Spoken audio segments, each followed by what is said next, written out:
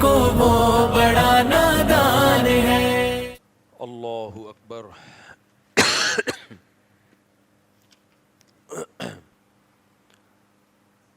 الحمد للہ نحمدہ ونصلی علی رسولہ الکریم۔ میرا سفر تھا جس کی وجہ سے 2 دن یہ جو تراویح کا بیان میں ناغہ ہوا۔ آج انشاءاللہ ہم آج سے اس درس کو کنٹینیو کرتے ہیں۔ تھوڑا گلا والا خراب ہے، طبیعت کچھ سفر کی وجہ سے سیٹ نہیں ہے۔ آج ہم نے 4تھا پارہ پڑھا ہے، لن تنالوا البر حتى تنفقوا مما تحبون۔ جب قرآن مجید کی تلاوت ہوتی ہے تو ایک چیز کا بہت زیادہ احساس ہوتا ہے کہ آج مذہبی لوگوں نے امت کو کن جھگڑوں میں ڈال دیا ہے۔ ان جھگڑوں کی وجہ سے ہم قرآن مجید کی اصل تعلیمات سے محروم ہو گئے ہیں، جن چیزوں کو قرآن فوکس کر رہا ہے۔ اللہ تعالیٰ کا اس امت پہ بہت بڑا احسان ہوا کہ اللہ نے بہت سارے جھگڑے اس امت کے ختم کر دیے تھے اور ان مسائل پر امت کا اجماع ہو گیا تھا، سمجھ رہے ہیں؟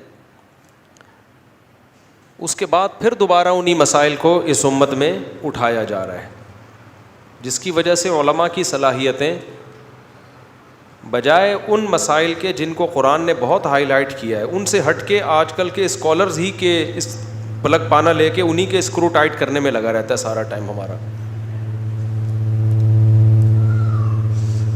ابھی میرا عدالتی خلا پہ بیان آیا تھا نا، اس طرح کے اور BCO مسائل ہیں، انشاءاللہ اس پر بھی میں اب ریکارڈ کرواؤں گا، لیکن مجھے افسوس اس پر ہوتا ہے کہ یہ وہ مسائل تھے جو امت نمٹا چکی تھی۔ یہ مسائل امت میں، آپ لوگوں نے سنا ہے وہ عدالتی خلا والا بیان؟ آپ نے سنا ہے وہ جو بیٹھے ہیں؟ یہ وہ مسائل تھے جو امت ان سے فارغ ہو چکی تھی۔ یہ کوئی نیا دین تھوڑی ہے جو ابھی 15ویں صدی میں آ رہا ہو۔ میں اپنے دل کا درد پیش کر رہا ہوں آپ کے سامنے، پھر لیکچر ہم شروع کرتے ہیں۔ دیکھو بار بار ایک بات بیان کرتا ہوں، اگر فرقہ واریت سے بچنا ہے نا تو اپنے آپ کو مجتہدین کا پابند کرو۔ یہ جو 4 بڑے بڑے مجتہدین گزرے ہیں نا، ان میں سے کسی ایک کو فالو کرو، اس کے علاوہ آپ کے پاس فرقہ واریت سے بچنے کا کوئی راستہ نہیں ہے، ورنہ آج کل کے جو مذہبی اسکالر ہیں وہ آپ کو قرآن و حدیث کے نام پہ گمراہ کر دیں گے۔ علم بہت سے لوگوں کے پاس ہوتا ہے، اللہ نے جو خاص قسم کی فہم دی ہوتی ہے، سمجھ دی ہوتی ہے، قرآن و حدیث کو سمجھنے کی صلاحیت باریک مسائل میں، وہ ہر ایک کے پاس نہیں ہوتی۔ اگر وہ ہر ایک کے پاس ہوتی تو اللہ کے نبی یہ کیوں فرماتے رب حامل فقہ غیر فقیہ؟ بہت سے لوگ علم کی بات جانتے ہیں، سمجھتے نہیں ہیں۔ اب یہ تراویح کا ایک اتنا بڑا پھڈا کھڑا ہو گیا نا پوری دنیا میں، جب سے حرم میں 10 ہوئی ہیں، 8 پڑھنی ہے، 12 پڑھنی ہے، 14 پڑھنی ہے، 20 پڑھنی ہے، یعنی آپ اگر یوٹیوب کھولتے ہو، کسی نے کہا 20 پڑھنی ہے، دوسرا کے لیے پارا ہوگا 8 پڑھنی ہے، تیسرا کے لیے پارا ہوگا 16 پڑھنی ہے، چوتھا کے لیے پارا ہوگا بھائی جتنی چاہے پڑھو۔ ہمارا یہ بھانجا ہے نا واسع خان، فیس بک پہ ایک کلپ آیا ہوا تھا، اصل تو قرآن سننا ہے لہذا جتنی چاہے پڑھو۔ اس نے کہا پھر 2 رکعت میں ہی پڑھ لو پورا قرآن، پھر یہ 8 اور 16 کے پھڈے کی کیا ضرورت ہے؟ تو یہ بات خوب سمجھ لیں، یہ جھگڑے امت نمٹا چکی ہے، اب دوبارہ سے ان مسائل کو کھڑا کریں گے سوائے بحث مباحثے کے، فرقہ واریت کے، کچھ بھی حاصل نہیں ہوگا۔ یہ تراویح کوئی آج پہلے دن تھوڑی آئی ہے 15ویں صدی میں، یہ تو صحابہ تابعین میں جب ائمہ مجتہدین تھے نا، امام ابو حنیفہ، امام مالک، امام شافعی، امام احمد بن حنبل، جو امت کے بہت بڑے محققین ہیں، اسکالرز ہیں، ان لوگوں نے تحقیق کر کے یہ مسئلہ نمٹا دیا ہے، اور ان کی تحقیق وہ زیادہ قابل اعتماد ہے بنسبت آج کل کے اسکالرز کی تحقیق کے، چاہے وہ حرم ہی میں کیوں نہ ہو، حرم کے سعودیہ کے کوئی اسکالر ہی کیوں نہ ہو، کیونکہ الجھتے چلے جاؤ گے۔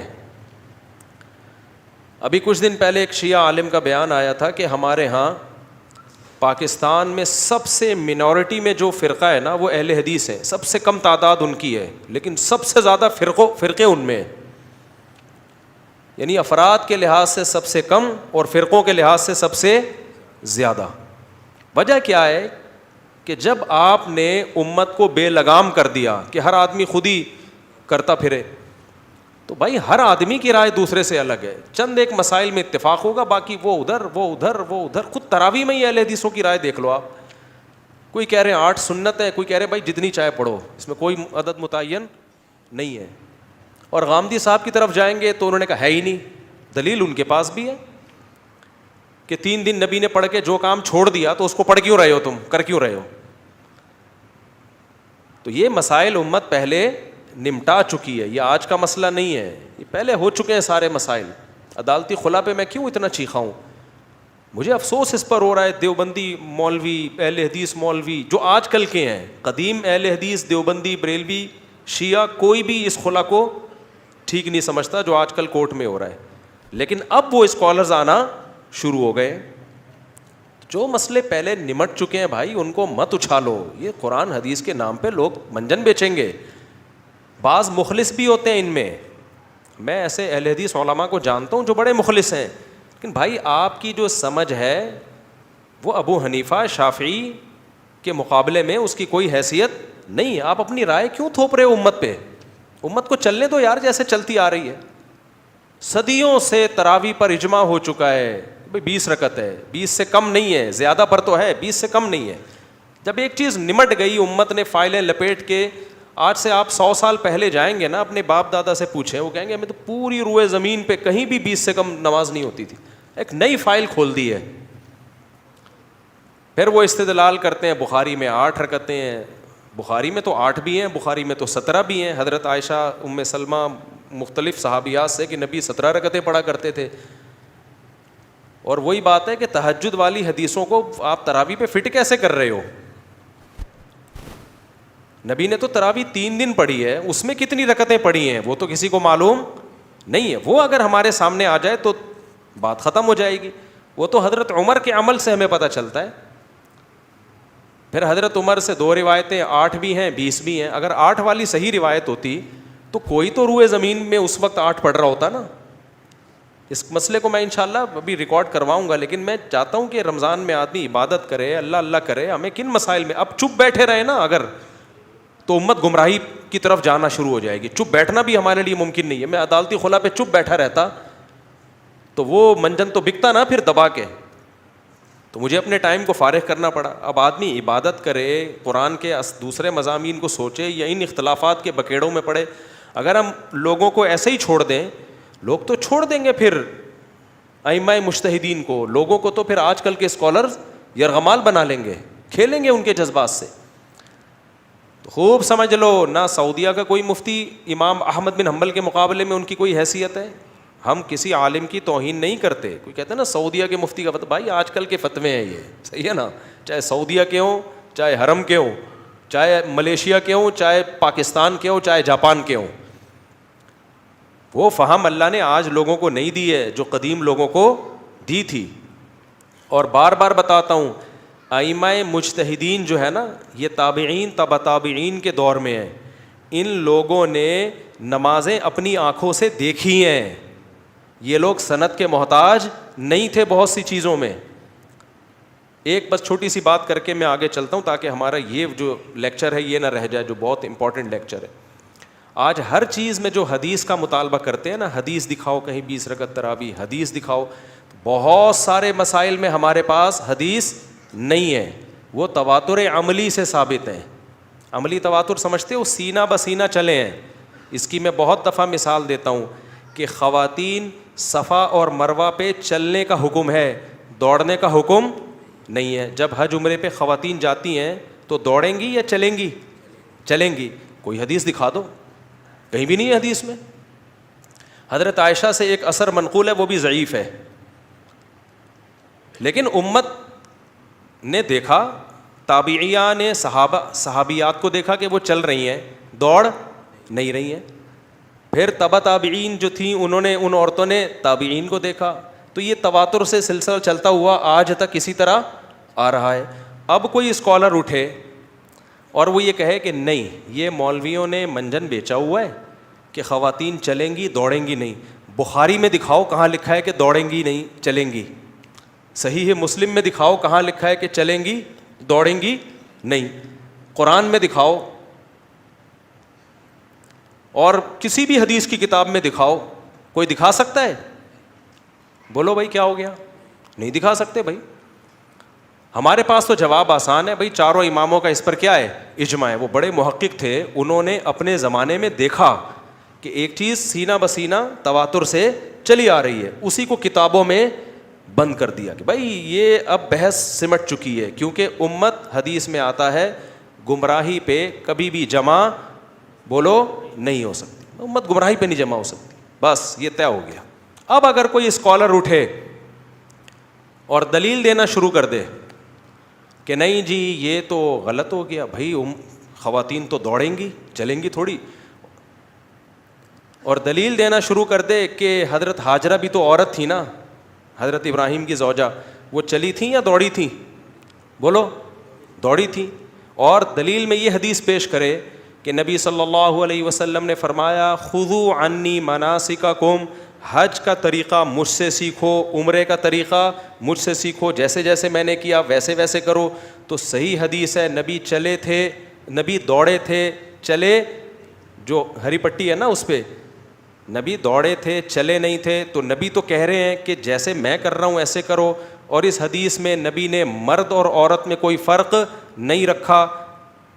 اب ہم جواب میں کہیں یار چاروں اماموں کا اجماع اس پر کہ عورت چلے گی دوڑے گی نہیں. لو بھائی, نبی کو چھوڑ کر کس کے فتوے مان رہے ہو؟ اماموں کے فتوے. یہی تو شرک ہے, یہی تو منجن ہے, یہی تو گمراہی ہے. تو یہ کوئی معقول بات ہوگی؟ ہم جواب میں یہی کہیں گے بھائی نبی کی حدیث بعض دفعہ حدثنا فلان کے طریقے سے پہنچتی ہے, بعض دفعہ نبی کا طریقہ سینہ بسینہ عملاً پہنچتا ہے. جو عملاً سینہ بسینہ پہنچ رہا ہوتا ہے وہ بہت پاورفل ہوتا ہے, جبکہ حدیث جو سند کے لحاظ سے پہنچتی ہے اس میں راوی سے غلطی کا امکان ہوتا ہے. یہاں جو صدیوں سے تواتر چلا آ رہا ہے اس میں غلطی کا امکان نہیں ہوتا. بات سمجھ میں آ رہی ہے؟ اسی پر میں نے چند عرصے پہلے ایک پیش گوئی کی تھی کہ آج کل کے جو اسکالرز ہیں نا, جو آپ کو مجتہدین کی تقلید سے ہٹاتے ہیں, آپ اس کو تقلید کہہ لیں اتباع کہہ لیں, ایک ہی نام ہے, وہ ایک ہی مطلب ہے.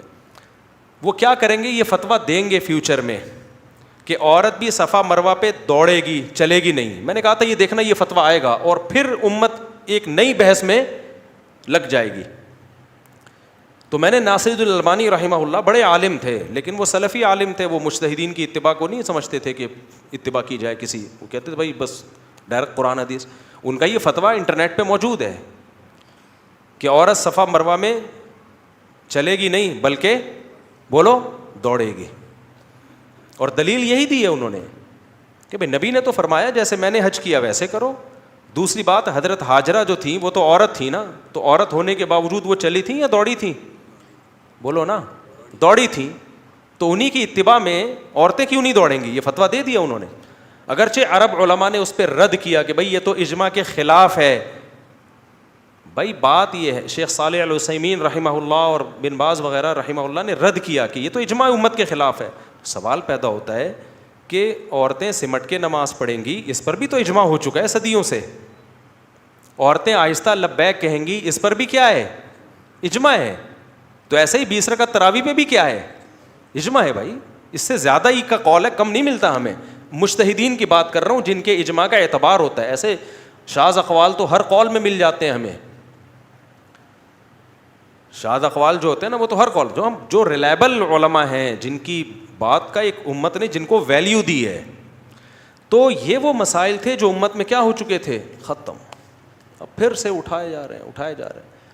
ایک چھوٹی سی بات کر کے بس آگے چلتا ہوں. تراویح میں حضرت عمر سے 2 روایتیں ہیں نا, ایک 8 والی ایک 20 والی, تیسری کوئی روایت نہیں ہے.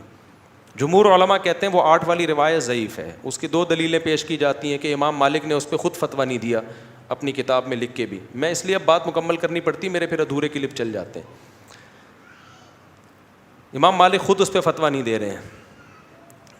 دوسری بات یہ کہ وہ روایت مضطرب ہے, راوی ایک بیان پہ ٹکتا نہیں ہے. بعض دفعہ حدیث کی سند ٹھیک ہونے کے باوجود مضطرب ہونے کی وجہ سے رد کر دیا جاتا ہے.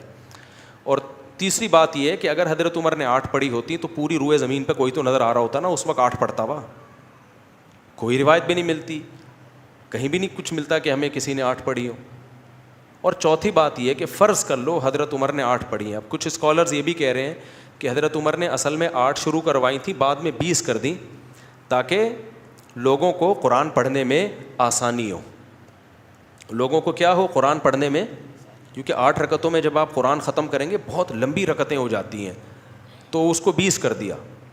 پہلا سوال تو یہ ہے کہ آپ تو یہ کہتے ہیں کہ تراویح میں اختیار ہے جتنی چاہیں پڑھو, تو ہونا تو یہ چاہیے تھا کہ راوی بیان کرتا کہ حضرت عمر نے جو حکم دیا نا قاری کو نماز پڑھانے کا, وہ کبھی 8 پڑھاتا تھا, کبھی 12 پڑھاتا تھا, کبھی 16 پڑھاتا تھا, کبھی اتفاق سے زیادہ جوش آیا تو 20 بھی پڑھاتا تھا. یہی کیا ہے کہ 8 ملتی ہے اور کتنی 20, اس کا مطلب دونوں میں سے ایک ٹھیک ہے, اختیار نہیں ہے. تبھی مجتہدین نے ان حدیثوں سے اختیار نہیں سمجھا, مجتہدین نے اسپیسیفک ایک عدد متعین کیا ہے. میں اس پہ انشاءاللہ بہت جلد پورے ریفرنسز, جیسے خلا والا مسئلہ میں نے ریکارڈ کروایا ہے نا, خلا والا مسئلہ اسی اسٹائل میں انشاءاللہ تراویح والا مسئلہ بھی میں ریکارڈ کروانے والا ہوں. مقصد امت کو اختلاف میں دھکیلنا نہیں ہے, مقصد امت کو اختلاف سے نکالنا ہے کہ ایک چیز جس پر امت کا اجماع ہو چکا تھا اب دوبارہ اس میں پھڈا پیدا مت کرو. تو آج کچھ اسکالر یہ بھی کہہ رہے ہیں کہ بھائی اختیار ہے 8 پڑھیں 15 16 پڑھیں. تو اگر یہ اختیار ہوتا تو حضرت عمر سے روایت کیا ہوتی, کبھی 8 پڑھ لیا کرتے تھے, کبھی 16 پڑھا دیا کرتے تھے, کبھی 20 پڑھا دیا کرتے تھے. یہ کیا ہے کہ 8 اور 20, پھر علماء نے اس میں بحث کی ہے کہ اس میں صحیح کیا ہے. تو کچھ اسکالرز یہ کہہ رہے ہیں کہ شروع میں 8 پڑھائی تھی, بعد میں کیا کر دیں, بولو 20 کر دیں تاکہ قرآن پڑھنے میں آسانی ہو. فرض کر لو یہ بات ٹھیک ہے, تو جب کر دیں تو آپ بھی کر دو نا. اب آپ بتاؤ جہاں 8 رکعتیں ہو رہی ہیں کتنا مشکل ہے وہاں قرآن ختم کرنا. یہی وجہ ہے کہ اکثر مساجد جہاں 8 ہوتی ہیں وہاں قرآن ختم نہیں ہوتا, لوگوں سے نہیں کھڑا ہوا جاتا. تو اگر رکعتوں کی تعداد بڑھائی تھی تاکہ قرآن ڈیوائیڈ ہو جائے, رکعتیں ہلکی ہو جائیں, تو جو کام کر دیا اور امت نے اس کو لے لیا, مجتہدین نے بھی لے لیا, صحابہ نے بھی ایکسیپٹ کیا, تابعین نے بھی ایکسیپٹ کیا, تو آپ بھی اس کو ایکسیپٹ کر لو. ما رآہ المسلمون حسنا فہو عند اللہ حسن. مسلم امہ من حیث الامہ جس کام کو لے لیتی ہے تو اللہ کی نظر میں بھی وہ کام کیا ہوتا ہے, اچھا ہوتا ہے. اس میں پھر 1.5 اینٹ کی الگ سے مسجد بنانا یہ ٹھیک نہیں ہے.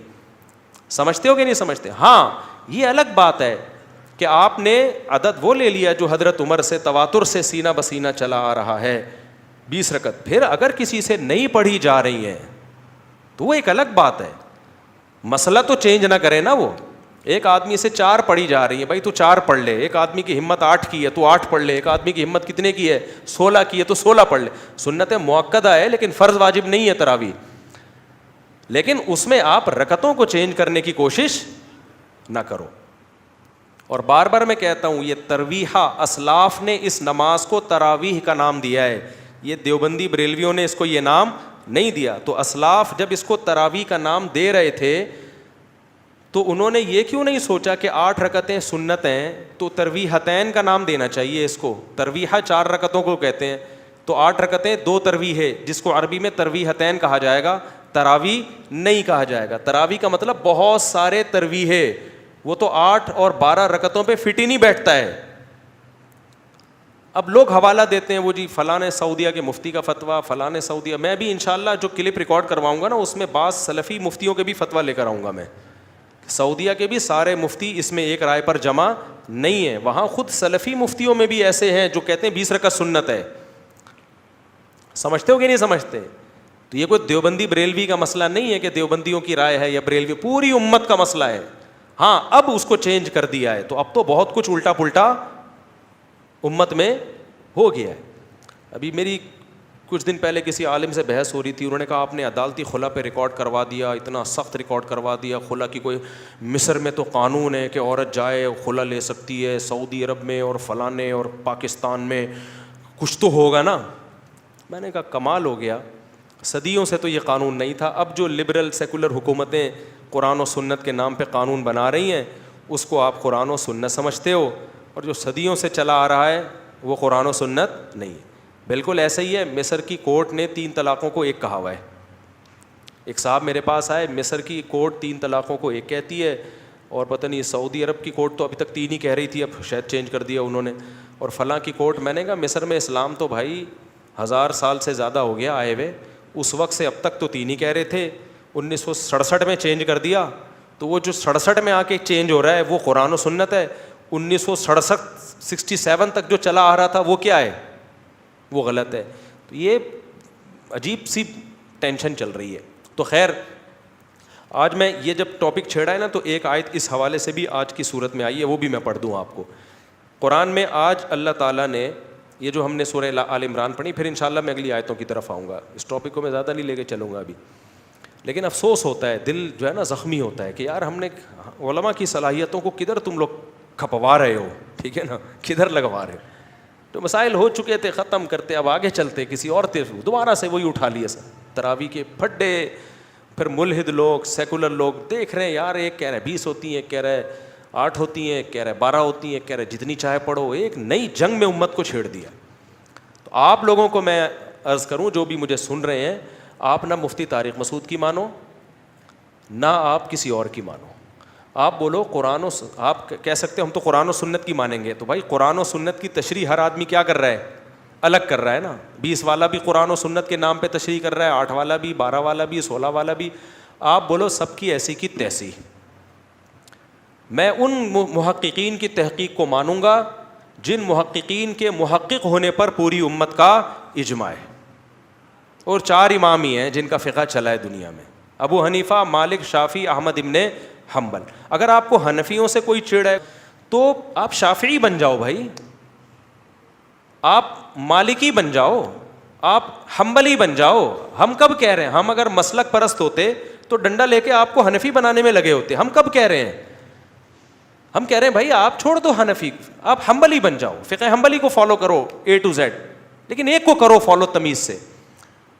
اگر آپ نے فالو نہیں کیا نا تو پھر آج کل کے اسکالرز آپ کو قرآن و سنت کے نام پہ ہٹا دیں گے, برباد کر دیں گے. اور میرے ایک دوست اہل حدیث تھے, ان کو میں خاص طور پہ کہا کرتا تھا, بڑے نیک پرہیزگار. میں نے کہا دیکھو آپ کی حد تک تو معاملہ کافی حد تک ٹھیک ہے, لیکن آپ کی اگلی نسل اور پھر اس کے بعد والی نسل وہ بہک چکی ہوگی, کیونکہ آپ نے امت کو ہٹا دیا ائمہ مجتہدین سے. میرے دوست بہت ابھی بھی ہیں, تھے کیا. میں نے کہا آپ کو میں جانتا ہوں, آپ کوئی اجماع کے خلاف کوئی کام نہیں کر رہے. آپ ٹھیک ہے چاروں فقہ کو فالو نہیں کرتے, لیکن کوئی ایسا بھی نہیں کر رہے کہ کوئی بالکل ہی کوئی نئی چیز مارکیٹ میں لے آئے ہو. تو میں نہیں کہتا کہ آپ گمراہ ہو, لیکن یہ بتا دوں آپ کی اگلی نسل اس سے ایک قدم آگے ہوگی, اور اس سے اگلی نسل اس سے ایک قدم اور آگے ہوگی. اور انجینئر علی مرزا جیسے لوگ آپ کی نسلوں میں پیدا ہوں گے, کیونکہ یہ اہل حدیث حضرات ہی کے جو ٹریک ہے نا جس پہ وہ چلے ہیں, اسی کے نتیجے میں اس طرح کی چیزیں مارکیٹ میں آتی ہیں. میں نے کہا ہماری اولادیں محفوظ ہیں, میں بھی حنفی, میرے ابا بھی, میرے دادا بھی, تو صدیوں سے جس مذہب پہ ہم چلے آ رہے ہیں, آج بھی ہم 1000 سال پہلے ہم جیسے تھے نا, آج بھی کیا ہیں ویسے ہیں. لیکن آپ کا کوئی بھروسہ نہیں, آپ کی اگلی نسل ٹریک سے ہٹ چکی ہوگی, اس سے اگلی والی اور زیادہ ٹریک سے, کیونکہ ہر آدمی قرآن و سنت کے نام پہ بے لگام ہوا ہوا ہے. میں نے کہا اپنی اولادوں کی تو فکر کرو. میں نے کہا چلو چاروں میں سے ایک فقہ کو فالو نہیں کرتے, کم از کم اس کی پابندی کر لو کہ آپ کو جو سمجھ میں آ رہا ہے کرو, بشرطے کہ چاروں سے باہر نہ ہو. وہ اتنا بھی اہتمام کر لو یار, غنیمت ہے. کیونکہ چاروں کا اجماع کسی بات پر ہو جانا, ایک سے غلطی ہوتی ہے, 2 سے ہوتی ہے, چاروں غلط ہو گئے یار. تو تھوڑے عقل مند تھے, ان کو تھوڑی تھوڑی بات سمجھ میں آنے کا, یار اپنی اولاد کا تو کرو نا, اگلی دیکھنا کیا ہوگا اگلی نسل کا, اور اس سے بعد والی اور ٹریک سے ہٹ چکی ہوگی. بہت سے لوگ کہتے ہیں حنفیوں میں بھی تو کتنے بدعتی ہیں, 1000 سال پہلے کچھ اور تھے, آج کچھ اور ہیں. تو حنفیوں میں جو بدعتیں ہیں نا, وہ حنفی ہونے کی وجہ سے نہیں ہے, وہ حنفیت کو چھوڑنے کی وجہ سے ہیں. ان بدعتوں کا امام ابو حنیفہ نے کہیں بھی نہیں کہا. آج بہت سارے حنفی بدعتی ہیں, وہ اس میں یہ تو طے شدہ ہے. میں بار بار کہتا ہوں نا, اہل حدیثوں میں ایک خوبی ہے کہ بدعتی نہیں ہوتے, اور مقلدین میں ایک خرابی ہے کہ ان میں بدعتی بہت زیادہ ہوتے ہیں. یہ مشاہدے پر مبنی حقیقت ہے. لیکن یہ جو مقلدین میں بدعتی ہوتے ہیں نا, یہ مقلد ہونے کی وجہ سے نہیں ہوتے, یہ اندھے مقلد ہونے کی وجہ سے ہوتے ہیں. مجتہدین کی تقلید اندھی تقلید نہیں کہلاتی. اندھی تقلید کہلاتی ہے جب آپ مجتہدین کو چھوڑ کے اپنے باپ دادا کو فالو کرتے ہو. جیسے کہ قرآن کہتا ہے اولو کان آباؤہم لا یعقلون شیئا ولا یہتدون, تمہارے باپ دادا میں عقل ہے نہیں پھر بھی ان کو فالو کرو گے, یہ اندھی تقلید ہے. تو بدعتی اپنے پیر و مرشد کو فالو کر رہا ہوتا ہے, اپنے بزرگ کو فالو کر رہا ہوتا ہے, وہ مجتہدین کو فالو نہیں کر رہا ہوتا. تو حنفیوں میں آج آپ کو کوئی بدعت نظر آئے گی, وہ ابو حنیفہ کی وجہ سے نہیں ہے, وہ امام شافعی کی وجہ سے نہیں ہے, وہ ابو حنیفہ کو چھوڑنے کی وجہ سے ہے. سمجھتے ہو کہ نہیں سمجھتے ہو؟ تو یہ میں ایک آیت پڑھتا ہوں کیونکہ اس آیت کو بھی آج کل کے اسکالرز غلط استعمال کر رہے ہیں, جو آج سورہ آل عمران میں آیت آئی آمنوا اتقوا اللہ واعتصموا بحبل اللہ جمیعا. اللہ فرماتے ہیں اللہ کی رسی کو یعنی قرآن کو مضبوطی سے تھامو, ولا تفرقوا اور فرقوں میں مت بٹو, یہ اس کا ترجمہ کیا جاتا ہے. اس آیت سے بھی یہ آج کل لوگ آپ کو مجتہدین سے ہٹا دیتے ہیں کہ مجتہدین کو فالو مت کرو. اللہ تو کیا کہہ رہا ہے, اللہ کی رسی کو یعنی قرآن کو مضبوطی سے تھامو. تو آپ جب قرآن کو تھامو گے تو 4 فرقے نہیں بنیں گے آپ کے حنفی مالکی, بس ایک ہی سارے جمع ہو جائیں گے. تو وہی بات ہے کہ جو جس موقع کی آیت تھی نا اس کو اٹھا کے کہیں اور فٹ کر دیا. اس آیت میں تفرقو کا مطلب یہ نہیں ہے جو فقہی مذاہب ہیں دنیا میں ہمیشہ سے رہے ہیں. سعودی عرب میں فقہ حنبلی ہے, ملیشیا میں فقہ شافعی ہے, بر صغیر میں فقہ حنفی, یہ اس میں داخل نہیں ہے کیونکہ 99.9% امت تو اسی کو فالو کرتی آ رہی ہے. اس آیت کا مطلب کیا ہے؟ اس آیت کا شان نزول بتاتا ہے ہمیں. 2 قبیلوں میں قوم پرستی کی بیس پہ جنگ ہونے لگی تھی, سمجھ رہے ہو؟ اس آیت کا آپ تفسیر میں دیکھ لیں شان نزول, قوم پرستی کی بیس پہ. تو قرآن نے کہا کہ اللہ کی رسی کو مضبوطی سے تھامو. قرآن کیا کہتا ہے؟ انما المؤمنون اخوۃ, مسلمان سب آپس میں کیا ہیں؟ بھائی ہیں. اس میں پٹھان پنجابی نہیں ہوتا, مہاجر سرائی کی پٹھان فلانا قبیلہ ڈمکانا قبیلہ یہ نہیں چلتا. تم سب آدم کی اولاد میں ہو, لہذا یہ سوچو, اور ولا تفرقوا آپس میں لڑو مت. اس موقع پہ یہ آیت نازل ہوئی ہے. آج کل کے اسکالرز نے کیا کیا, اسی آیت کو اٹھا کے لڑوانے کا ذریعہ بنا دیا. تراوی پہ الگ پھڈے, آمین زور سے آہستہ آمین اس پہ الگ پھڈے, رفع الیدین پہ الگ پھڈے. تو قرآن تو کہہ رہا ہے کہ اللہ کی رسی کو مضبوطی سے تھامو اور لڑو مت آپس میں, کیونکہ تم سب آپس میں کیا ہو؟ بھائی ہو. تو بھائی کا کام لڑنا تھا یا لڑائی کو ختم کرنا تھا؟ آپ نے لڑائی کا عنوان چینج کر دیا. اس وقت لڑائی ہو رہی تھی قوم پرستی کی بیس پہ, آپ نے رفع الیدین کا لیبل لگا کے لڑوا دیا امت کو. حالانکہ رفع الیدین کا مسئلہ بھی حل ہو چکا ہے, سب نے اپنے اپنے دلائل ہیں, سب کے پاس اپنے اپنے, تبھی امت میں رفع الیدین کی بیس پہ ایک دوسرے کو گمراہ نہیں کہا. امام ترمذی نے کتنی پیاری بات لکھی ہے. امام ترمذی تو رفع الیدین کرتے تھے, امام بخاری کے شاگرد, لیکن جب رفع الیدین کرنے کی حدیث ذکر کی, کہا بعض لوگوں کا یہی مذہب ہے. نہ کرنے کی ذکر کی, انہوں نے کہا بہت سارے صحابہ کا یہی مذہب ہے. وہ تو ناک کا مسئلہ نہیں بنایا انہوں نے, امام ترمذی نے, کہ جو نہیں کرتے وہ ایسے ہیں, وہ یوں ہیں, ان کو تو پتہ ہی کچھ نہیں. کہا بہت سارے اصحاب صحابہ کا کیا ہے, یہی مذہب ہے. یہ کہا اور آگے نکل لیے. اگر امام ترمذی وہیں اٹک جاتے تو امام ترمذی بنتے وہ؟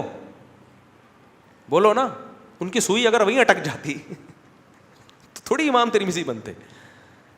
تو آج کے اسکالرز کا مسئلہ ہی یہی بن چکا ہے ابھی. تو ہمیں شوق نہیں ہے ان مسائل میں پڑھنے کا, لیکن ہم اگر چھپ بیٹھ گئے نا تو یہ امت بے لگام ہو کے قرآن سنت کے نام پہ چینج ہوتی رہے گی, اور ایک وقت آئے گا کہ برباد ہو جائے گی یہ امت. اس سے فرقے کم نہیں ہوں گے, فرقے کیا ہوں گے؟ بڑھیں گے. تو یہ قرآن کی آیت ہمیں لا تفرقو کے ذریعے لڑنے بھڑنے سے روک رہی ہے. اور پھر اللہ اپنی نعمت بھی بیان کر رہا ہے, وَاذْكُرُوا نِعْمَةَ اللَّهِ عَلَيْكُمْ إِذْ كُنْتُمْ أَعْدَاءً. صحابہ کو بتا رہے دیکھو اللہ کی تم پر کیسی نعمت ہوئی, تم سب آپس میں دشمن تھے, فَأَلَّفَ بَيْنَ قُلُوبِكُمْ, تمہارے دلوں کو اس نے جوڑ دیا. تو اب جوڑ دیا تو لڑو نہیں. کیا مطلب؟ کیا اختلاف نہیں کرو فروعی مسائل میں؟ نہ, یہ مطلب ہوتا تو صحابہ کا مسائل میں اختلاف نہ ہوتا. صحابہ کا بھی مسائل میں اختلاف تھا, مگر وہ اسٹائل نہیں تھا ان کا ایک دوسرے کو برا بھلا کہنا اور ایک دوسرے کو گمراہ قرار دینا ان مسائل کی بیس پہ, جو آج ان اسکالرز کا اسٹائل بن چکا ہے. سمجھتے ہو کہ نہیں سمجھتے کہ حنفی غنڈے اور فلانا غنڈے اور دمکانہ غنڈے, اس طرح کے عجیب عجیب سے الفاظ آپ دیکھ لو نا کیسے کس طرح کی باتیں مل رہی ہیں. تو اس سے انسان روحانیت سے دور ہو جاتا ہے. نمازوں میں اس کا لذت خراب, صحابہ کرام میں اتنے اختلاف تھے. صحابہ میں رفع الیدین کے بغیر بھی نماز پڑھنے والے تھے, رفع الیدین کے ساتھ بھی تھے, ہاتھ چھوڑ کے نماز پڑھنے والے بھی, ہاتھ باندھ کے پڑھنے والے بھی. لیکن ایک چیز سب میں کامن تھی, نماز میں روتے سب تھے. لمبی لمبی گھنٹوں گھنٹوں کی ان کی نمازیں ہوتی تھیں. آج ساری تقریر جا کے ایک اٹک جاتی ہے سوئی جا کے کسی خاص مسئلے پر, اس میں چیمپئن بن چکا ہوتا ہے, ہر دوسرا آدمی چیمپئن ہے, لیکن اس کی نمازوں میں آپ جان اور طاقت دیکھ لو, زیرو. نہ اس کا دعاؤں میں کم وقت کا کبھی دل لگے گا, نہ کبھی تہجد میں اس کا دل لگے گا, نہ کبھی اللہ کے سامنے دو آنسو بہانے کی اس کو توفیق ملے گی. وہ ہر وقت فیس بک سوشل میڈیا پہ گالیاں ہی دیتا رہے گا. اب دیکھتا ہوں نا کبھی فیس بک پہ ایک کلپ آیا ہوا ہوتا ہے تراویح کا. آج ایک کلپ آیا ہوا تھا, اس نے کہا اصل تو قرآن پڑھنا ہے, جتنی رکعتیں پڑھو. پھر نیچے کسی نے لکھا ہوا تھا پھر 2 ہی پڑھ لے, پھر 8 کی بھی تکلف کی 2 میں کر لے قرآن. بحث چل رہی ہے رمضان کے مقدس مہینے میں کیا ہو رہا ہے. پڑھ نہ وہ رہا ہے نہ یہ رہا ہے, سمجھ رہے ہیں, پڑھ نہ وہ رہا ہے نہ یہ پڑھ رہا ہے. تو اللہ ہدایت دے بھائی. دوسری بات یہ کہ یہ تراویح کا جو آخری وقت ہے نا, تہجد کا وقت ہے, یہ بھی آج بعض اہل حدیث نے کہا کہ اصل تو آخری وقت ہے, آخری وقت ہے. بھائی ٹھیک ہے اصل آخری وقت ہے, لیکن حضرت عمر نے جب اول وقت میں پڑھوا دی تو تم بھی پڑھ لو نا پبلک کی آسانی کے لیے. تو حضرت عمر کے کرنے سے اب اول وقت اصل بن گیا ہے. دیکھو عشاء کی نماز کا اصل وقت ہے 1/3 رات, حدیثوں میں ترغیب ہے, لیکن پڑھی نہیں جاتی. پڑھی کب جاتی ہے؟ اول وقت میں, کیونکہ 1/3 تک جاگے گا کون. تو اسی وجہ سے تو صحابہ اول وقت میں تراویح پڑھتے تھے. تو جب ایک چیز صحابہ نے کر لی امت کی آسانی کے لیے اور خلفائے راشدین نے کی ہے, عام لوگوں نے بھی نہیں کی ہے, تو ہمارے لیے وہی عمل کیا بن گیا ہے؟ سنت بن گیا ہے. اب اس بحث میں کہ اصل تو تہجد میں پڑھیں, ابے بھائی چھوڑ دے اس اصل کو جو صدیوں سے ہو رہا ہے. جو صحابہ نے شروع کیا وہ عشاء کے بعد ہے, تو اب عشاء کے بعد ہی پڑھو اب بیٹھ کے. اب اصل یہی بن چکا ہے. سمجھ میں نہیں آ رہی میرا خیال ہے بات. اب اصل یہی بن گیا ہے. اب یہ افلاطونیاں بقراتیاں اور علمی موشگافیاں چھوڑنے کا سوائے امت کو لڑوانے اور اختلاف کے کوئی فائدہ نہیں ہے. جو ہو گیا صحابہ نے کر دیا, طے شدہ, ختم, فنش. اب کچھ اور کام کرو. سمجھتے ہو کہ نہیں سمجھتے؟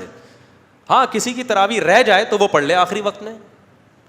بہت بڑا فنٹر ہے آخری وقت میں رات کو تہجد میں اٹھ کے پڑھے گا 20 رکعت, تو بہت اچھی بات ہے یار. کیونکہ حضرت عمر کا قول ہے واللتی تنامون عنہا خیر مما تقومون, کہ جس نماز سے تم سو رہے ہو نا وہ زیادہ بہتر ہے اس سے, یعنی آخری وقت میں پڑھنا. اس کا بعض لوگوں نے مطلب یہ لیا ہے, وہ جہلم والی سرکار نے, کہ اصل تہجد زیادہ فضیلت ہے. بھائی حضرت عمر نے یہ نہیں فرمایا کہ تہجد کی, اگر بالفرض یہ بھی مان لیا جائے نا تو بھی یہ شروع بھی کس نے کرائی ہے؟ حضرت عمر نہیں کرائی ہے اول وقت میں. اور دوسری بات یہ کہ علامہ ابن حجر نے اس کا مطلب بیان کیا ہے کہ اس کا مطلب یہ نہیں ہے کہ مسجد میں پڑھنا افضل نہیں ہے, گھر میں پڑھنا افضل ہے. جہلم والی سرکار کا بھی نیا کلپ آیا ہے, اس میں جہلم والی سرکار نے کہا ہے کہ فرض نماز کے علاوہ جتنی نمازیں ہیں گھر میں پڑھنا افضل ہے. بہت ساری حدیثیں اس پہ لائی جہلم والی سرکار کہ گھر میں پڑھنا افضل, گھر میں پڑھنا. بھائی افلاطونیاں اور بقراتیاں دکھانے کی ضرورت نہیں ہے, بہت ساری حدیثیں ہیں. تراویح کی حدیث دکھاؤ کوئی کہ جس میں آتا ہو گھر میں پڑھنا افضل ہے. تراویح مستثنا ہے.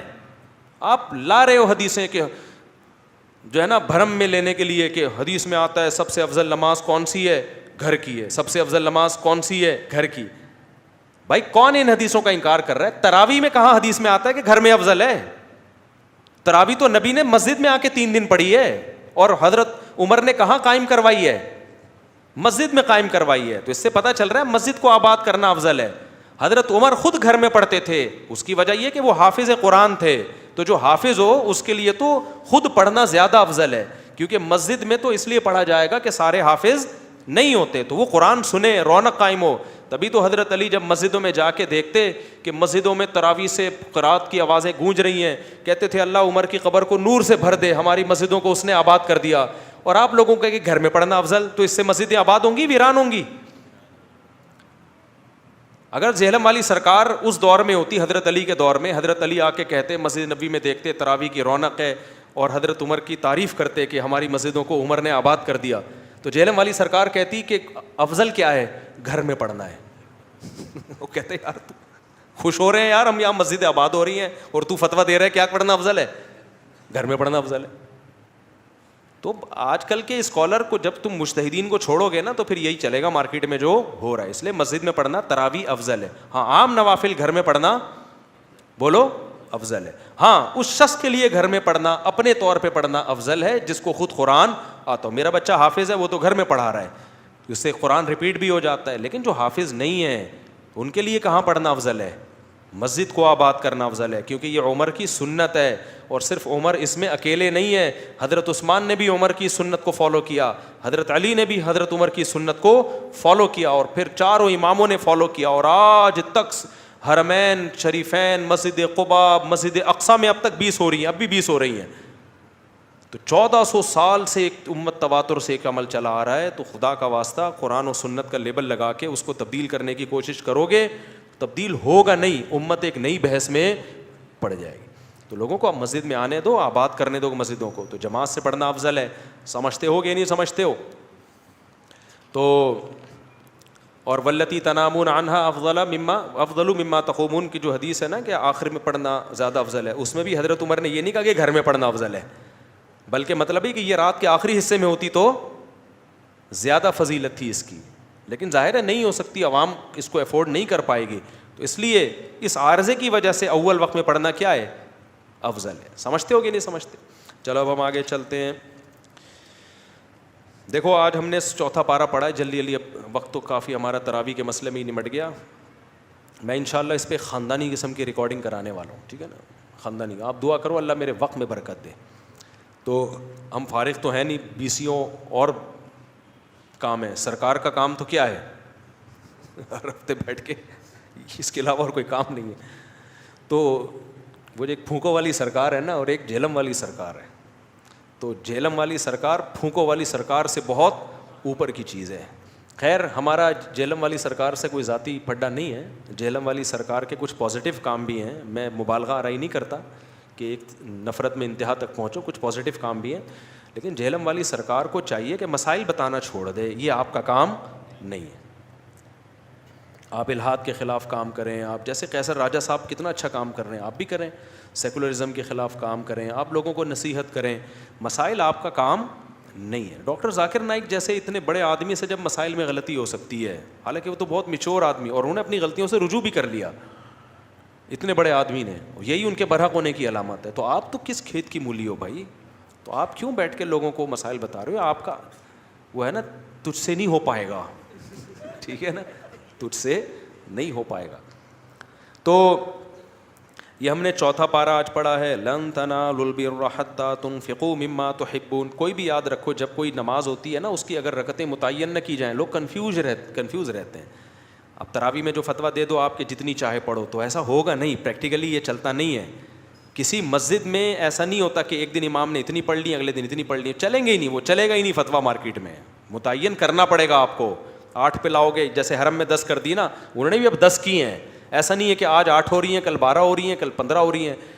تو حضرت عمر نے بھی ایک اسپیسیفک تعداد تھی جو متعین کر کے لوگوں کو دی تھی کہ بھئی اس تعداد میں آپ نے پڑھنی ہے, کیونکہ ایسے بے لگام چھوڑیں گے تو کیا ہوگا, معاملہ خراب.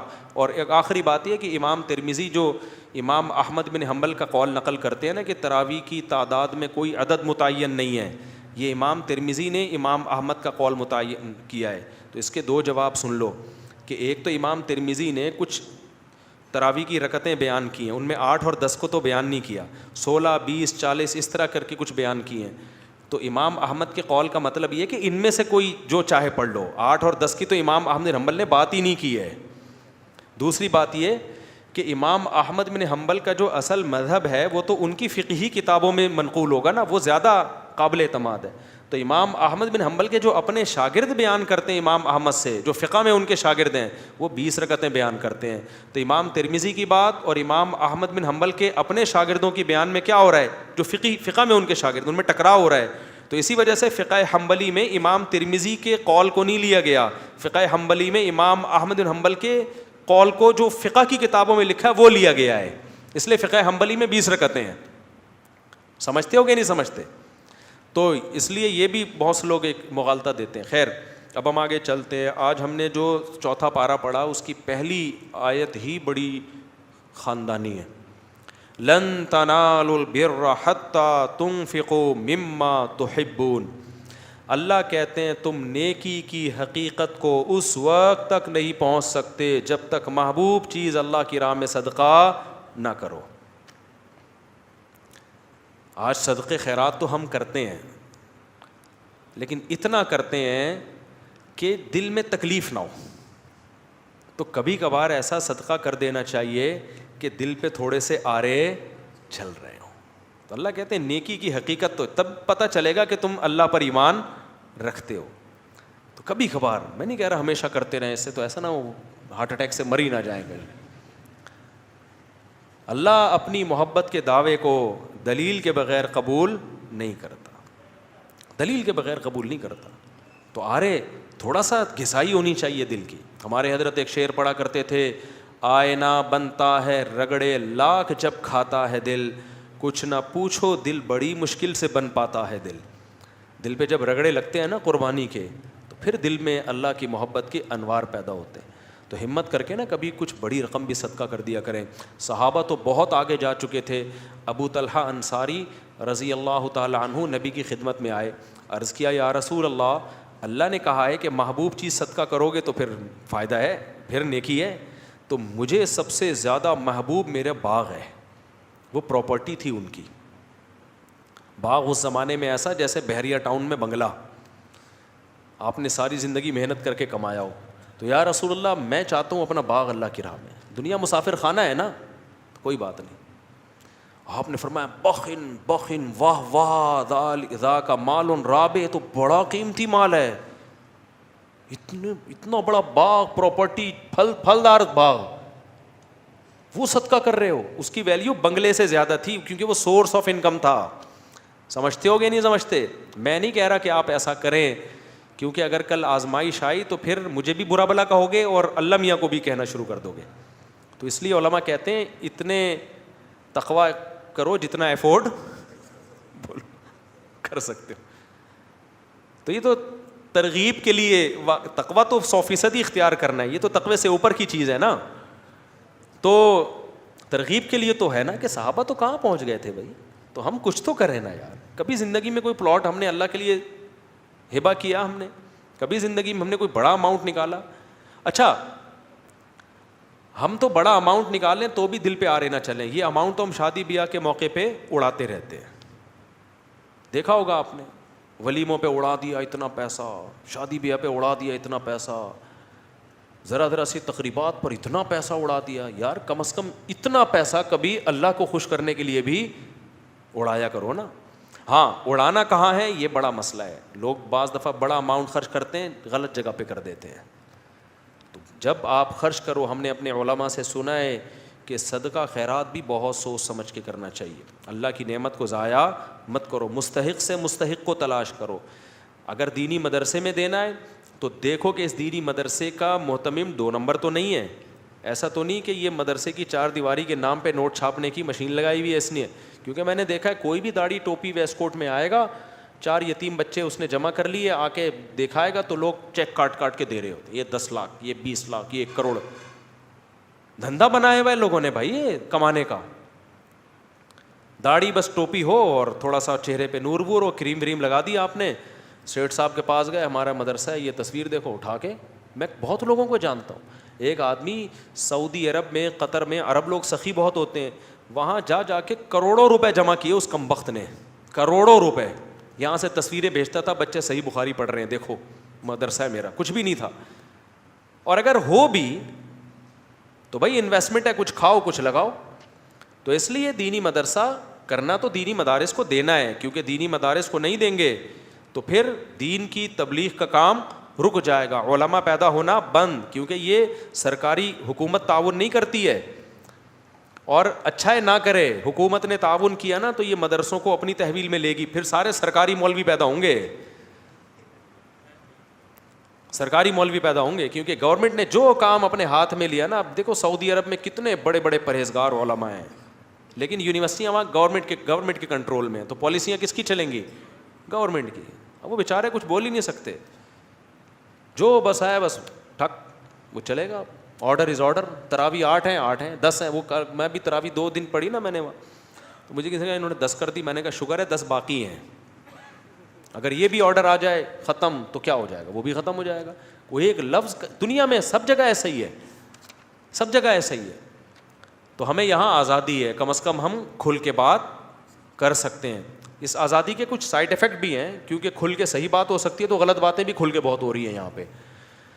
لیکن یہ دینی مدارس چلتے ہیں لوگوں کے تعاون کے ساتھ, تو جو صحیح مدرسے ہوں ان کے ساتھ تعاون کرنا چاہیے. لیکن ایسا ہی نہیں کہ جو اٹھایا منہ آ رہا اٹھا کے دے دیا. تو ٹرسٹوں میں بھی ایسا ہی ہے, بہت سارے ٹرسٹ کھانے پینے کے دھندے بنے ہوئے ہیں, کچھ دکھایا جا رہا ہے, کچھ کروڑوں کی جائیدادیں بنائی جا رہی ہیں. بس لوگ دیکھتے ہیں ٹرسٹ ہے تو پکڑاتے چلے جاؤ, پھینکتے چلے جاؤ.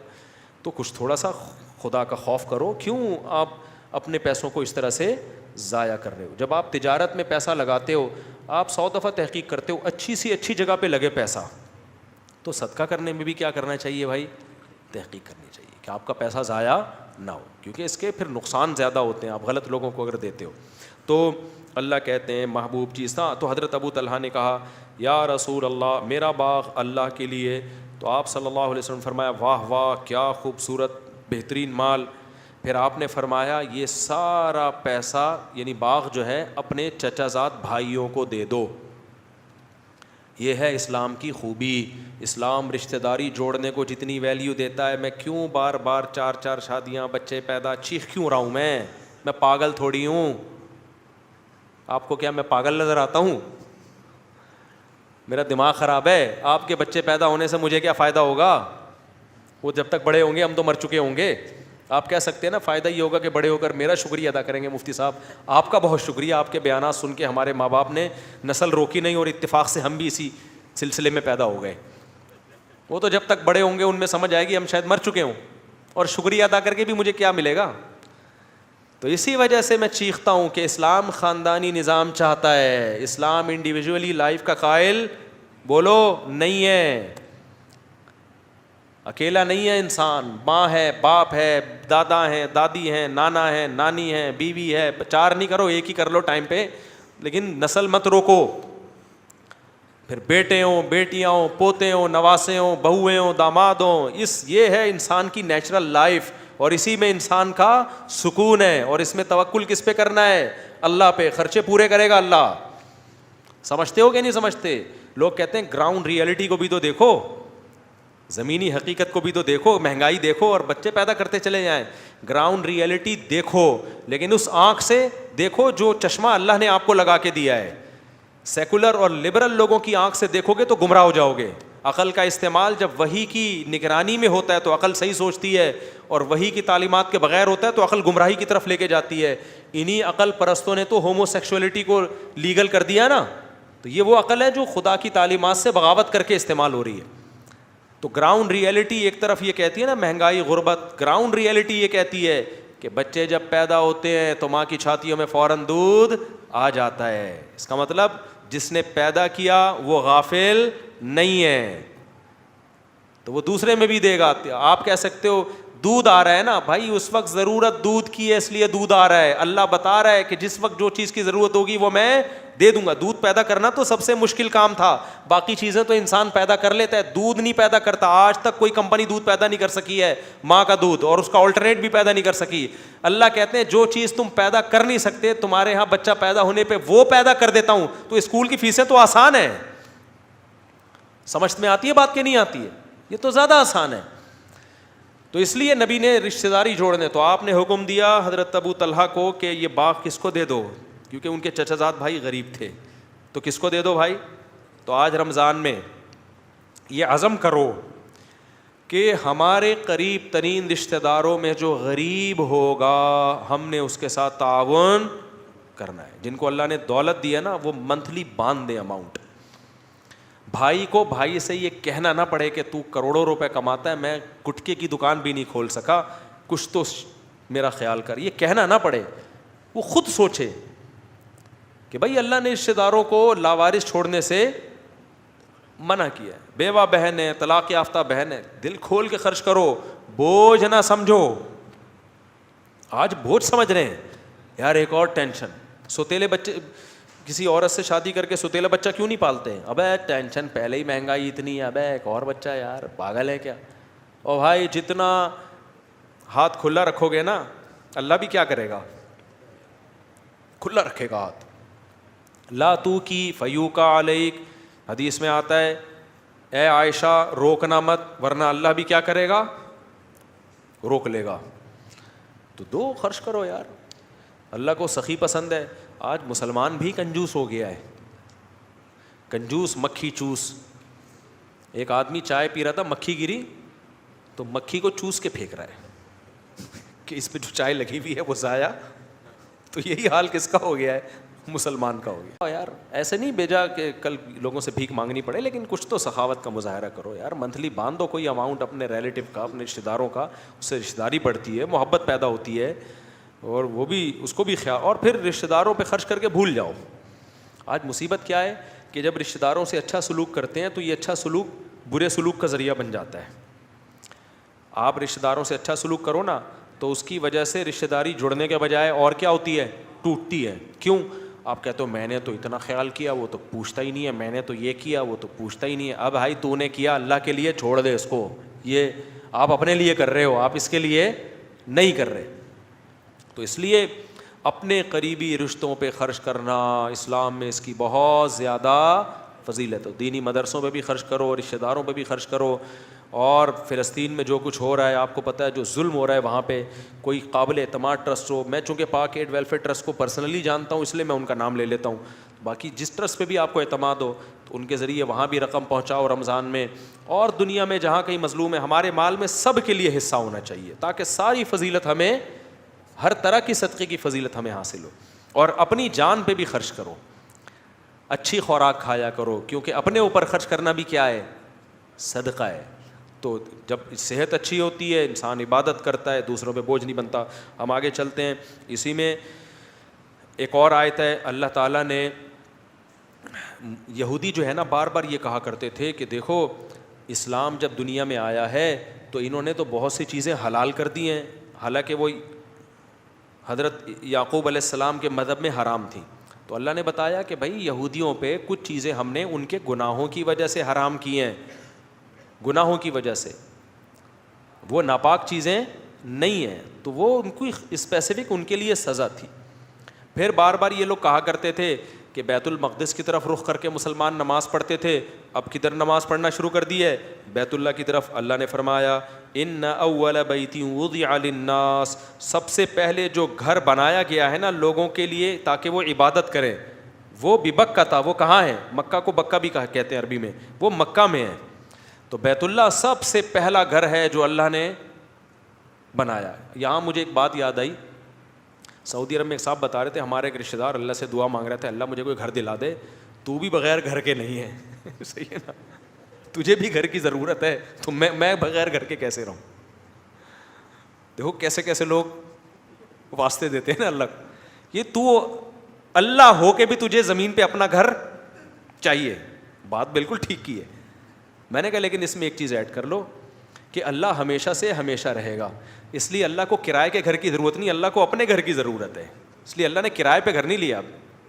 سچی مچی کا قیامت تک میں اور آپ مسافر خانہ ہے, تو اپنا گھر مل جائے تو ٹھیک ہے, نہیں ملے تو کرائے کا گھر. تو گھر واقعی ضرورت ہے, لیکن اپنا گھر ہونا یہ ضرورت نہیں ہے, کیونکہ مسافر خانہ ہے بھائی, ٹرین میں بیٹھے ہوئے ہیں, اگلے اسٹیشن سے اتر جائیں گے, جنازہ اٹھنے والا ہے, کوئی زیادہ ٹائم نہیں ہے, 10 20 30 40 50 سال بس, یہ کچھ ٹائم نہیں گزرتا ان میں. آپ کو بھائی 50 سال کو کم ہے, نہیں بہت کم ہے. جب آئیں گے نا 50, اب بولے گا بھائی یہ کیا ہو گیا یار, ابھی کل کی بات تھی اور ابھی 50 کے ہو گئے, ابھی 60 کے ہو گئے. تو ایسے ٹھک ٹھک ٹھک کر کے ٹائم گزر رہا ہے. تو اللہ نے بہت پیسہ دیا ہے, اپنا گھر بنا لو, نہیں دیا تو کرائے کے گھر پہ رہو, لیکن گھر ہونا بہرحال ضروری ہے. بے گھر آدمی کا بڑی زندگی. تو پھر جس کو کرائے کا بھی نہیں مل رہا, اپنا بھی نہیں مل رہا, وہ اللہ میاں کو یہ واسطہ دے سکتا ہے کہ اللہ گھر کے بغیر تو بھی نہیں. تو اللہ کیوں گھر کے بغیر نہیں ہے پتہ ہے آپ کو؟ اس لیے نہیں ہے کہ اللہ چاہتا ہے میرے بندے مجھ سے محبت کریں, جیسے میں بندوں سے محبت کرتا ہوں بندے بھی مجھ سے محبت کریں, اور مجھ سے ملاقات کے لیے آیا کریں, مجھ سے لپٹ کے رویا کریں. تو اب اللہ کے پاس تو ہم عرش پہ نہیں جا سکتے نا, یہ تو ناسا والوں سے رابطہ کرنا پڑے گا. بھائی کوئی ایسی خلائی شٹل بناؤ جو 7ویں آسمان پہ جائے, وہ کہیں گے چلے جاؤ گے, واپسی کی کوئی گارنٹی نہیں ہے. تو اللہ میاں نے کیا کیا بھائی, ہم جیسے اپنے ماں باپ کے گھر جاتے ہیں عید بقرعید پہ ان کی زیارت کے لیے, دادا دادی کے گھر جاتے ہیں, تو ہر ایک کے گھر ہی جاتے ہیں نا جب ملنا ہوتا ہے. کسی بڑے دن کے موقع پہ جب کسی سے ملنا ہوتا ہے تو ہم کہاں جاتے ہیں؟ روڈ پہ بلاتے ہیں اس کو. آپ آئے جی عید کے دن اپنی اماں سے ملنے جانا ہے, تو آپ نے کہا اماں وہ اعلیٰ دین پارک پہ آ جاؤ. اماں کہے گی میری توہین ہے بھائی, میرے گھر آ بیٹا ملنے کے لیے, کیا خیال ہے؟ یہی کہے گی نا. گرل فرینڈ سے ملا جاتا ہے گٹر کے ڈھکنوں پہ اور ادھر ادھر. لیکن جہاں تعظیم کا عنصر ہوگا, کسی ریلیٹو سے عزت دار سے ملنے کے لیے جانا ہوگا, تو کہاں جاؤ گے؟ اس کے در پہ حاضری دو گے. تو اللہ تعالیٰ نے, اللہ بھی یہ چاہتے تھے کہ میرے بندے مجھ سے ملیں, محبت کا اظہار کریں, اور بندے بھی جو جن کے دل میں اللہ کی محبت ہے وہ بھی چاہتے ہیں نا کہ ہم اللہ سے ملیں. تو اللہ نے کہا میں تو عرش پر ہوں, تو تم کہاں آ جاؤ, یہ میرا گھر ہے. تو اللہ میاں نے کوئی لگژری گھر نہیں بنایا کہ اس میں اٹیچ باتھ روم ہوتا, اس میں کچن ہوتا, اس میں ایک واش روم ہوتا, اس میں لگژری سوئمنگ پول ہوتے, اس میں جناب کو بڑے پنکھے ایئر کنڈیشن اور فانوس لٹکے ہوئے ہوتے. نا نا نا نا. اللہ نے کہا بھائی محبت کا اظہار کرنا ہے نا لپٹ کے, تو ایک چار دیواری بنا دی. اب تو پھر بھی اس میں سونے وونے کے دروازے لگا دی. ابراہیم علیہ السلام نے تو کچے گارے کی مٹی سے بنایا تھا, اور جگہ بھی ایسی بیابان, کوئی گھاس پھوس بھی نہیں اگتی وہاں پہ. ایسی جگہ پہ اللہ میاں نے اپنا گھر بنا دیا. بیابان جگہ پہ پتہ ہے کیوں بنایا اللہ میاں نے؟ اگر اللہ میاں اس کو سوئٹزرلینڈ جیسی جگہ پہ بنا دیتے نا, تو پھر تو سوئٹزرلینڈ کے چکر میں جا رہے ہوتے سارے, لیبل لگاتے اللہ کے گھر کی زیارت جا رہے ہیں, اصل میں تو پہاڑیاں دیکھنی تھی ہری بھری. اللہ میاں نے کہا ایسی جگہ پہ بناؤں گا کہ جو مجھ سے محبت کرے گا وہ محبت ہی کھینچ کے لائے گی, اس کے علاوہ اس کو وہاں انٹرٹینمنٹ کی کوئی چیز نہیں ملے گی, کوئی آبشاریں چشمے نہیں ہیں وہاں پہ, ایک زمزم ہے بس, وہ بھی دودھ کی نہر نہیں ہے, کوئی شہد کی, پانی پانی ہے وہ بھی. تو اب لوگ وہاں جاتے ہیں. اللہ کہتے ہیں اِنَّ أَوَّلَ بَيْتٍ وُضِعَ لِلنَّاسِ لَلَّذِي بِبَكَّةَ, وہ گھر ہے جو مکہ میں ہے, سب سے پہلا گھر. وہ کسی عارضے کی وجہ سے بیت المقدس بنا دیا تھا اللہ نے, کیونکہ ابراہیم علیہ السلام, موسیٰ علیہ السلام, ابراہیم علیہ السلام کی اولاد میں جتنے پیغمبر نبی کے علاوہ آئے, اسماعیل علیہ السلام کے علاوہ, وہ سارے بیت المقدس میں آئے ہیں. تو اس لیے اس وجہ سے اللہ نے کیا کر دیا کہ چلو جی وقتی طور پر بیت المقدس ہے, وہیں جو ہے نا رخ کر کے نماز پڑھو گے. لیکن اصل کیا ہے تھا؟ اللہ کہتے ہیں اصل تو یہ تھا, بیت اللہ تھا. تو اس لیے اب اللہ سے جن کو محبت ہے وہ جاتے ہیں وہاں. ایک عجیب منظر ہوتا ہے لوگوں کا, تو کیسے یہ جو ملتزم ہے یہاں لپٹتے ہیں, کیسی روح کو تسکین ملتی ہے کہ نہیں ملتی. تو یہ اللہ کا ہم پر بہت بڑا احسان ہے کہ اللہ نے کہا میرا گھر ہے, چلو جی اب اس کے گرد چکر لگاؤ, گھومو. اور ایک انتہائی افسوس کے ساتھ اب لوگوں میں عبادت میں روحانیت ختم ہو رہی ہے. انٹرٹینمنٹ کا عنصر زیادہ آ رہا ہے, روحانیت کا عنصر ختم. یہ دو بہت بڑی عبادتیں ہیں عمرے میں, طواف اور سعی. اس میں باتیں کرنا, سیلفیوں کی طرف توجہ دینا. دیکھو جب آپ اپنے دل سے کسی کام کی عظمت کو ختم کر دو نا اور انٹرٹینمنٹ بنا لو اس کو, اس کا سب سے پہلا وبال پتہ ہے کیا آتا ہے؟ پھر دوبارہ کبھی بھی آپ وہ عبادت کرو گے اس میں آپ کو روحانی لذت محسوس نہیں ہوگی. مثال کے طور پر آپ نماز پڑھ رہے ہو, اس میں ہنسی مذاق شروع کر دو نماز میں, اور کبھی کھجا رہے ہو, کبھی ہنس رہے ہو, کبھی کیا کر رہے ہو, تو نماز تو ٹوٹتی ہے. لیکن اگر اس طرح چند دن دفعہ پڑھو گے نا تو پھر نماز کی لذت ہمیشہ کے لیے ختم ہو جائے گی, آپ کے دل سے نماز کی عظمت نکل جائے گی.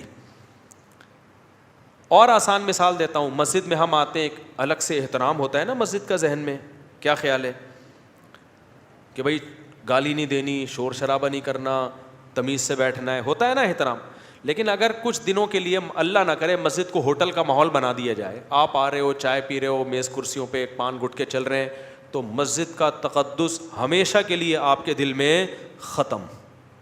پھر آپ کو مسجد میں وہ روحانیت محسوس ہی نہیں ہوگی. تو خوب سمجھ لیں جب آپ طواف کرتے ہیں, سعی کرتے ہیں, اگر آپ نے وہاں سیلفیوں میں, نمائش میں لگا دیا اپنے آپ کو, ہنسی مذاق میں لگا دیا, باتوں میں لگا دی. کچھ لوگ طواف کرنے گپے لگا رہے ہیں, سعی کے دوران گپ شپ لگا رہے ہیں, ہنس رہے ہیں, اور بھائی کیا حال ہے, اور بھائی تھوڑا اسپیڈ پکڑ لیں, تھوڑا سا تیز چلے, ابھی تھوڑا آہستہ ہو جا. یہ ابھی تو چل رہا ہوتا ہے بعض لوگوں میں. تو بھائی یہ تو شاعر اللہ ہے, آپ کس جگہ پہ ہو؟ اللہ کا گھر ہے. ساری زندگی جس کی طرف رخ کر کے نماز ادا کی, آج اللہ نے وہ آپ کے سامنے رکھ دیا. اتنی بڑی جگہ, یوں سمجھو اللہ ہے وہاں پہ.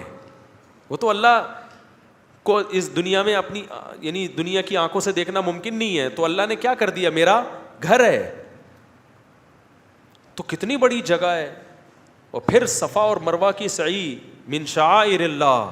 یہاں حضرت ابراہیم کی زوجہ نے ایک بہت بڑی قربانی دی تھی, اپنے بچے کو لے کے تڑپایا تھا انہوں نے اللہ کے لیے. بھوک, ابراہیم علیہ السلام اپنی زوجہ کو ایسی جگہ پہ چھوڑ کر آ گئے, کوئی گھاس کا تنکا بھی نہیں ہے. کتنی بڑی قربانی ہے. انہوں نے کہا اللہ کی خاطر صبر کروں گی بس. صحیح بخاری کی حدیث ہے کہ حضرت ہاجرہ نے ابراہیم علیہ السلام سے پوچھا آپ ہمیں یہاں کیوں چھوڑ کے جا رہے ہو؟ وہ جواب ہی نہیں دیتے تھے, بار بار پوچھتی تھی. آخر میں ایک سوال پوچھا کہ اللہ کے حکم پہ کر رہے ہیں, یہ کہاں سے اونٹ پہ چل کے آئے ہوں گے ریگستانوں کو کراس کر کے. آپ دیکھ لو ذرا بیت المقدس سے سفر ذرا دیکھو آپ, شام سے سفر, شام سے ہوتے ہوئے آئے یہاں پر مکہ, ریگستان ہے لمبے لمبے. زوجہ بار بار پوچھ رہی ہے کہاں لے جا رہے ہو بھائی, اور چھوڑ کے آ رہے ہو ہمیں. جب کئی بار پوچھا, پھر پوچھا بتائیں اللہ کے حکم پہ کرنے, اور فرمایا ہاں. تو حضرت حاجر نے فرمایا اذا لا یضیعنا, پھر اللہ ہمیں ضائع بولو نہیں کرے. کیسا توکل پیدا ہوتا ہے یار, اللہ کے لیے جب قربانی دی جا رہی ہے تو پھر اللہ ضائع نہیں کرتا, اور قربانی ہی اللہ چاہتے ہیں بھائی. کتنی بڑی یادگار ہے. پھر وہاں حضرت ہاجرہ کا اللہ کو دوڑنا کتنا پسند آیا, کیونکہ قربانی دی ہے نا, اللہ قربانی مانگتا ہے. آج ہمارے زندگی میں قربانی بولو نہیں ہے. کوئی اللہ کے لیے نہ پسینہ بہاتے ہیں, خون تو بہت دور کی بات ہے, فجر کی نماز نہیں پڑھی جاتی آج نیند قربان کر کے. تو قربانی دی, اس قربانی کی اللہ نے کیسی قدر کی ہے. کیسے دیوانوں کی طرح بھاگ رہی تھی نا, کیا حال ہوا ہوگا. عورت اپنے بچے کو بھوکا پیاسا برداشت کر سکتی ہے؟ بچہ ایڑیاں رگڑ رہا ہے, رو بھی رہی ہیں, پریشان بھی ہیں, اللہ سے شکایت نہیں ہو رہی کہ اللہ یہ تو نے کیا کر دیا ہمارے ساتھ. آج تھوڑا سا دین پہ چلتے ہیں, ذرا سی قربانی آئے تو اسلام کو, مولویوں کو, شریعت کو برا بلا کہنا شروع. ابے ان مولویوں نے یہ کر دیا, ابے وہ علماء نے یہ کر دیا, ابے اللہ نے میرے ساتھ یہ کر دیا. بچہ قحط سے مر رہا ہے, بھوک پیاس سے, دوڑ رہی ہیں, جو ان کے بس میں ہے وہ کر رہی ہیں. زبان سے کوئی اللہ کے خلاف شکایت بولو نہیں. ادھر کتنی مشکل ہے, تھک جاتا ہے آدمی اچھا خاصا صفا مروہ کی صحیح میں. اور اب تو کافی حد تک پلین ہو گیا, پہلے تو پہاڑ پہ چڑھنا پہاڑ پہ اترنا ایسے تھا. کتنا بڑا واقعہ ہوا ہے, اور اس کو کیا بنایا جا رہا ہے, انٹرٹینمنٹ. سیلفی نہ کہیں فوت ہو جائے اپنے گھر والوں, بھائی بعد میں بنا لینا سیلفی, ہم منع نہیں کر رہے, ایک یادگار رکھ لینا اپنے پاس. ابھی تو فوکس کرو کس کو, عبادت کو فوکس کرو. وہ دل میں استحضار رکھو کہ اللہ کی ایک نیک بندی یہاں دوڑی تھی.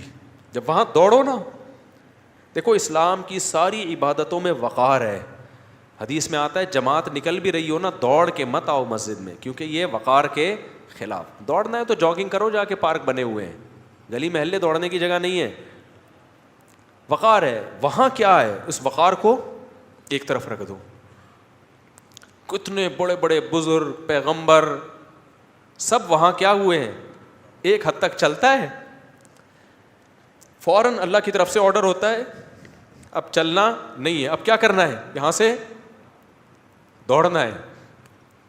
دیکھنے میں تو کچھ بھی نہیں ہے بھائی, بہت بڑا سبق مل رہا ہے ہمیں اس واقعے سے, بہت بڑا سبق. یہ کیسی بات, کوئی غیر مسلم دیکھے یار یہ کوئی عبادت ہے؟ نماز عبادت سمجھ میں آتی ہے, رکوع کر رہے ہو, سجدہ کر رہے ہو, قرآن پڑھ رہے ہو, سمجھ میں آتا ہے نا, روزہ رکھ رہے ہو, یہ کیا عبادت ہے دوڑ رہے ہو؟ اللہ نے کہا نہیں, میں نے عبادت کو کیا کر دیا ہے, اس کا فلسفہ ہی چینج کر دیا. عبادت جو میں کہوں گا وہ کرنا پڑے گا. تو وہاں کیا کرنا ہے, آپ نے دوڑنا ہے وہاں پہ.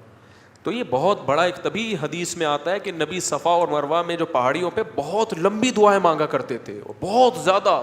ہمارے جتنے اکابر حج کرنے جاتے تھے, عمرہ کرنے, ہمارے شیخ مفتی رشید احمد صاحب بھی, اور جو میرے شیخ ہیں بھی وہ بھی, ہم نے سب کو دیکھا ہے کہ صفا مروہ پہ لمبی لمبی دعائیں, کیونکہ یہ دعا کی قبولیت کا موقع ہے. واقعہ ہوا تھا یہاں پہ, اس کا واسطہ اللہ کو دیا جا سکتا ہے, لیکن ایک وہ بھی ایک انٹرٹینمنٹ سے بن گئی ہے. عمرے میں بھی مجھے تو, میں چونکہ اب عام دنوں میں تو میں جب عمرے پہ جاتا ہوں تو منہ چھپا کے جاتا ہوں, لیکن احرام میں تو منہ نہیں چھپایا جا سکتا نا. تو طواف کے دوران لوگ آ کے تنگ کر رہے ہوتے ہیں, اور مفتی صاحب, میں نے کہا تم غصہ آتا ہے پھر مجھے, یار تم اللہ کے گھر میں آئے ہو, مفتی صاحب کو دیکھنے کے لیے آئے ہو تم یہاں پہ. کتنی افسوس کی بات ہے, جب طواف کر رہے ہو تمہیں ایک مشہور آدمی نظر آیا تو اللہ کو دیکھنے کے بجائے کہاں دیکھ رہا ہے, مفتی صاحب کو. بعد میں مل لینا, بعد میں اگر مفتی صاحب مارکیٹ سے شارٹ ہو گئے تو کوئی بات نہیں, ابھی کس کو فوکس کرو, اللہ کا گھر ہے بھائی, اس کی توجہ دو. ہاں تھوڑا سلام کر لیا, ہیلو, بس اتنا کافی ہے. اس وقت سیلفیاں طواف کے دوران لینے کی کوشش, یہ بہت غلط حرکت ہے. صفا مروہ میں بھی, تو حج میں تو اور زیادہ ہے, حج میں رمی بھی ہے, رمی ایک الگ ہی عبادت ہے. پھر طواف زیارت ہے. طواف زیارت کا کیا مطلب ہے؟ بقرعید کے دن طواف. یہ عام طوافوں جیسا طواف نہیں ہے, کیونکہ بقرعید میں جو طواف ہوتا ہے نا, وہ ہے اصل وہ طواف جو بیت اللہ کی وجہ سے ہم پہ واجب ہوتا ہے. وہ اللہ نے 3 دن رکھا ہے بقرعید کے 3 دنوں میں. اس میں کتنا ساری دنیا, یعنی جو بھی مسلمان دنیا بھر سے جاتے ہیں, 3 دن ہی ہیں ان کے پاس اس میں طواف, وہ حج کا رکن ہے وہ. تو یہ وہ تمام عبادتیں ہیں جو انسان کو, اگر وہ تھوڑا سا دل ہو نا, اس کے اندر رمق ہو, دل میں حیات ہے, زندگی ہے, تو یہ اللہ کی محبت کی چنگاری کا کام دیتی ہیں. لیکن اگر آپ نے ان عبادتوں میں جا کے گپے لگانا شروع کر دیں طواف کے دوران, اور باتیں کرنا شروع کر دیں, سیلفیوں کو فوکس کرنا شروع کر دیا, تو عمرہ تو ہو جائے گا آپ کا, لیکن ایسا دل میں برکت اور نور ختم ہوگا نا کہ وہ نحوست پھر کبھی ختم نہیں ہوتی. کتنے لوگ ہیں دل ہی نہیں لگتا ان کا وہاں پہ, کہتے ہیں یار بس آئے تھے جلدی سے عمرہ کر کے بھاگے یہاں سے. تو یہ اللہ تعالیٰ کی طرف سے پھر دل میں جو ہے نا وہ سیاہی پیدا ہو جاتی ہے. تو اللہ نے کیا فرمایا, ان اول بیت وضع للناس للذی ببکۃ. یہ مکہ میں جب پہلے لوگ جایا کرتے تھے نا, اب تو آسان ہو گیا ہے نا, ہر غریب سے غریب بھی جا رہا ہے. پہلے زمانے میں جب حج عمرے کے لیے لوگ جاتے تھے, چیخیں نکل جاتی تھی لوگوں کی, بے ہوش ہو جاتے تھے, کئی مہینوں کا سمندری جہازوں کا, اونٹوں کا سفر کر کے پہنچتے تھے اللہ کے گھر کو دیکھنے کے لیے. جب نظر پڑتی بے ہوش ہو جاتے لوگ. اب تو ٹیلی ویژن میں بھی دیکھ رہے ہیں, موبائل میں بھی دیکھ رہے ہیں ہر وقت, اور پھر سیلفیاں بھی لے رہے ہیں. تو وہ کیا ہو گیا, دل میں اس کی جو اہمیت تھی اور جو ایک جذبہ ہونا چاہیے تھا, وہ جذبہ ختم. تو اس میں ہمارا ہی نقصان ہے, اللہ میاں کا کوئی نقصان نہیں ہے. یہ کافی وقت ہو گیا, وقت بھی ہمارا مکمل ہو گیا. ایک آیت بس میں پڑھ کے بیان کو ختم کرتا ہوں. اس میں اصل میں سورہ آل عمران میں نا غزوہ احد کو بہت تفصیل سے بیان کیا. آج میرا ارادہ تھا غزوہ احد کو میں بیان کروں گا, لیکن دوسرے موضوعات پر وقت ہو گیا. یہی ہوتا ہے ہمارے ساتھ, یہ بچپن سے ہوتا آ رہا ہے, کیا کریں ہم. لوگ کہتے ہیں ٹاپک جو ہوتا ہے وہ تو ہوتا نہیں, تو کیا کرنا ہے آپ نے, کوئی ایم اے اسلامیات کی تیاری تو کرنی نہیں ہے. کیا خیال ہے, جو نصیحت کی بات اللہ نے زبان سے کہلوا دی سن لیا کریں. تو ہمارے یہ تفسیر کے جو تراویح کے بعد کے لیکچر ہیں یہ اسی طرح ہی چلتے ہیں. تو بس جو اللہ کہلوا دے وہ مارکیٹ میں ہم لے آتے ہیں. تو غزوہ احد ہے تو وہ آپ اپنے طور پہ مطالعہ کر لیجئے گا پھر, ٹھیک ہے نا, اپنے طور پر اسٹڈی کر لیے گا. موقع ملا تو کل بیان کر دوں گا, یہ بھی ہو سکتا ہے کل کوئی دوسرا مضمون آ جائے, ورنہ میرے پچھلے سال کے لیکچرز میں غزوہ احد بہت ڈیٹیل سے. اور اصل تو میرے تفسیر کے لیکچر جو ہوتے ہیں وہ میرے جو چینل ہے نا مفتی طارق مسعود اسپیچز, اس پہ چل رہے ہیں لیکچرز, وہ سنا کریں. اس میں غزوہ احد بہت, اس میں ٹو دا پوائنٹ میں ہٹتا نہیں ہوں, جو رکوع ہے بس اسی کو فوکس کرتا ہوں میں. تو وہ میرا خیال ہے 450 لیکچر ہو چکے ہیں, تو وہ آپ لوگ سننا شروع کریں لیکچر نمبر 1 سے. 8 لیکچرز میں صرف عربی گرامر سکھائی ہے اس میں, اور 8 لیکچرز کے بعد پھر 30واں پارہ, پھر پہلے پارے سے لے کے تفسیر.